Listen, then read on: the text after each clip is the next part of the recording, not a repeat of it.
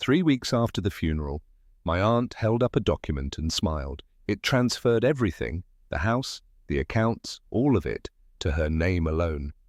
My cousin Marcus called me that night, voice barely above a whisper. He said, "Something is very wrong." I watched it happen from across the room. Not the forgery itself, that happened in secret, the way all quiet crimes do, but I watched the aftermath. I watched Marcus's mother, Aunt Renee, stand in that lawyer's office like she'd already won. Her posture said everything. She wasn't grieving, she was collecting. Marcus's father, Uncle Gerald, had passed after a long illness. He'd spent his final months at home, surrounded by family. I was there often. I helped with groceries. I sat with him on slow afternoons. And in those months, I witnessed something important, something I didn't fully understand until much later. Gerald had asked me to sit in the room while he signed his updated will, a quiet moment. Just me, him, and his attorney. He'd made changes. Significant ones. He wanted his estate split 3 ways, between Renee, Marcus, and Marcus's sister Delia. He signed it clearly. I watched his hand move across the page. That document existed. I had seen it with my own eyes. But Renee moved fast after the funeral. Faster than grief should allow. She arrived at the estate attorney's office within days, carrying a different will. This version left everything to her, solely and completely.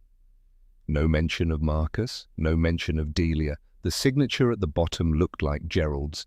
The date was 2 years earlier, which she claimed made it the most recent valid version. Marcus called every relative he could reach. Most told him to let it go.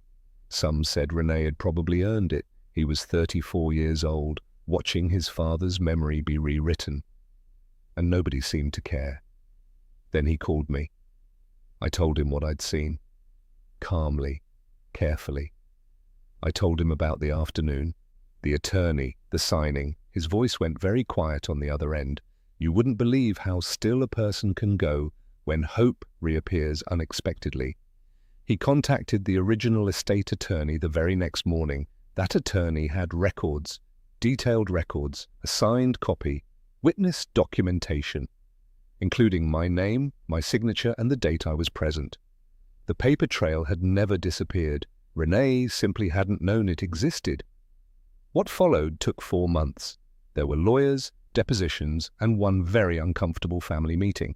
Renee insisted the document Marcus produced was the forgery. She said it confidently, she said it repeatedly. Then investigators compared the signatures. They brought in a forensic document examiner. Gerald's signature on Renee's version showed markers inconsistent with his known handwriting from that period. His grip had changed due to illness. The authentic signature reflected that. Hers did not. She had forged it using an older sample, before the tremor, before the weight loss, before any of it showed. The will she submitted was declared invalid, every bit of it. The estate was redistributed according to Gerald's true final wishes. Marcus and Delia received their rightful shares. The house was sold fairly. The accounts were divided. Renee faced a civil fraud finding. She was ordered to repay legal costs, and she lost something no court document can fully measure, the trust of everyone who had once defended her. Marcus sent me a short message the day it concluded. It said, "Dad's name is clean again." I read that 3 times. Greed doesn't announce itself. It wears the face of someone you love and moves quietly through your loss. But records exist. Witnesses remember. And the truth, buried under paperwork and grief, has a way of finding the surface eventually. If this story hit close to home, you're not alone. Drop a comment below and tell me yours. And if you want more stories like this, subscribe to Karma Served Cold, new stories every week.